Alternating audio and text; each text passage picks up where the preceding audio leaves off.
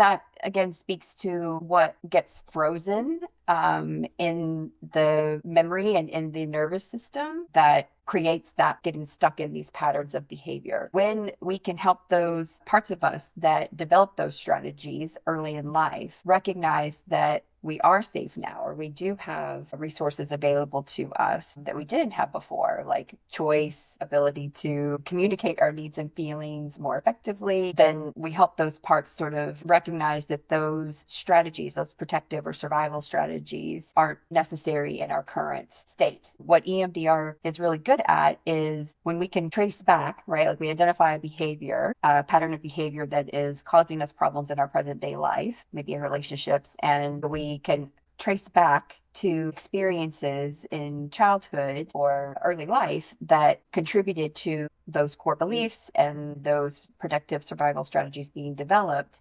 then we help those parts process through what happened so that they can get to a different belief. So let's say, for example, being really reactive, thinking about maybe an anxious attachment style where behaviors like being very reactive or kind of that constantly pursuing that comes from typically about a fear of abandonment. Some of the core beliefs that they might have from early relational trauma is things like I'm not good enough or everybody leaves me. And so that's contributing to those patterns of behaviors feeling stuck because we've got this maybe 5, 6 year old part of us that decided that that was true at that time based on my relational experiences with my caregivers. And from that developed these protective strategies to keep us from that fear of abandonment or fear of being too much or not good enough. When we can trace back to those experiences that are at the root of that, then EMDR can help us integrate that experience with new beliefs. We can unlock the